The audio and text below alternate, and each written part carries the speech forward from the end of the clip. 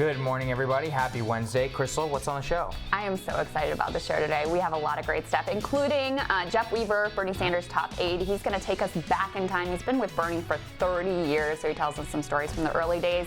We also got a new poll out of Colorado that is pretty interesting. And the Democrats have hatched a brilliant plan to lose to Donald Trump again. We'll explain all that and more today on Rising.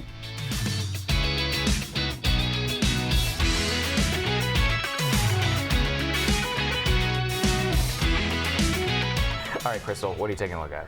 All right, folks, we got to talk about how awesome Chuck Schumer's Senate recruitment is going. So as many of you know, I used to live in Kentucky. I love Kentucky, and most of all, I love Kentucky politics. I follow it pretty closely. And as you may also know, there is a big race coming up there in 2020. The Grim Reaper himself, Mitch McConnell, is up for re-election. Now, of course, Kentucky, pretty tough state for Democrats, pretty enamored with Trump, frankly. But McConnell is actually deeply unpopular in the state. In fact, he perennially earns the distinction of being the least popular senator among his own constituents. So I'm not saying it would be easy to defeat Mitch McConnell, far from it. But there's a shot, a long shot, that is deeply worth taking, given the fact that McConnell has probably done more damage to the nation even than Donald Trump. When we imagine with a halcyon glow what might be possible in a future Dem administration, there is a massive hurricane of destruction hanging over that vision in the form of Mitch McConnell. I'm sure he loves that description, by the way. He put obstructing Obama over the national interest and has been the only Trump-era figure actually effective at pushing through any of their corrupt, plutocrat-friendly right-wing agenda. So, who did Schumer handpick to go up against the wily, craven, but tactically brilliant McConnell? This woman. This is Amy McGrath.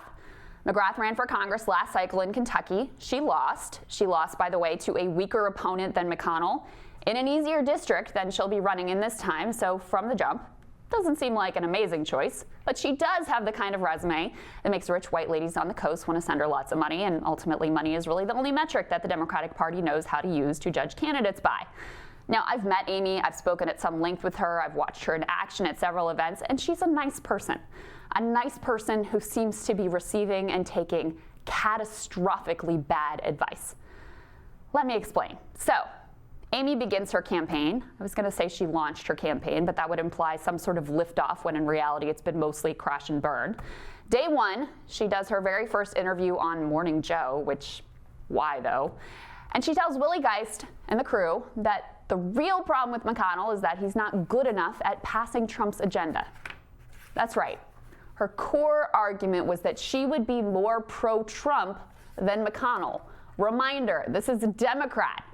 But wait, there's more. So then in another interview, she gets asked the most obvious possible question for someone running for Senate against Mitch McConnell: would you have voted in favor of Kavanaugh? She gave possibly the worst possible answer of all of the available choices. She said that she believed Kavanaugh did, in fact, assault Christine Blasey Ford, but that she would have voted for him anyway.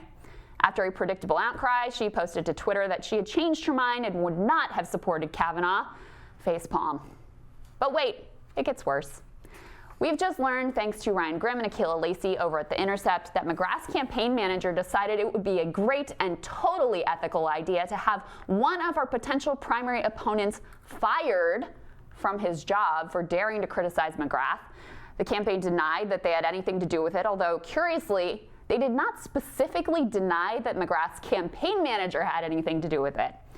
Now let's just pause here for a moment. Just imagine if a progressive had a moderate fired from their job, the kind of hellstorm of fury that would be unleashed. If, like, AOC's team got one of her primary opponents fired from their job, it would be wall-to-frickin'-wall coverage. If this campaign manager was a progressive, he would rightly never work in politics again. So next time a centrist tries to take progressives to task for being divisive, please remind them that this centrist operative literally made a man lose his job to punish him for criticism. But I digress. Back to Amy. In an interview with a Kentucky news station, when asked about her platform, Schumer's star recruit answered, "Cool, okay, well that's awesome. Stay tuned because it takes time." It takes time. As @Teffy put it on Twitter, McGrath's platform so far has been, would have voted to confirm Kavanaugh. Wait, no, that's unpopular. I take it back. Understandably, she needs to run the rest through focus groups to triangulate to the precise group of voters who want a Democrat indistinguishable from the GOP. People, how many times do we have to learn the lesson that mealy-mouthed centrists are an electoral disaster? How many seats lost by Blue Dogs or presidencies lost by HRC and Gore and Kerry? When you try to memorize a script from a DC consultant instead of saying what you actually believe, people can smell your BS a mile away.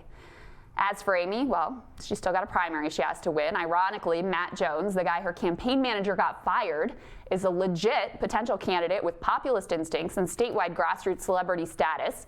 He also happens to now have more time on his hands, not to mention an axe to grind. So there is still a chance that we could overcome Schumer's efforts to make sure that we lose to Mitch McConnell. But there's just simply no avoiding that the party establishment has made it so much harder. This is why we can't have nice things. And Sagar, this is one example. There are many. Yeah. When we look across the country and wonder why Democrats have lost hold in so many states, this is a perfect microcosm of how we have been doing it wrong. And it's so funny because the Republican Party is actually the exact same way. It's always like, oh, well, we just need to elect these centrists. And it's like, the truth is that the country hates centrism. And centrism is indistinguishable, especially whenever you're trying to contrast yourself from somebody else. It's a bad electoral strategy. And just so many times the DC political class tries to write their own narrative for why somebody is winning or why somebody is losing. And it's really just to try and further their own interests. Right. They have gotten to power, right, following this approach, and that's what they want to continue. You know why they love Amy McGrath? Something. They love Amy McGrath because they're all going to get $100 million or however much money in contracts from polling from all their various strategist firms. Well, That's why they love Amy. I'll tell you the other thing. I mean, she is someone, like, she raises a lot of money in coastal enclaves. She's got this resume that they love, you know, female veteran, et cetera, trailblazer, all of which is wonderful.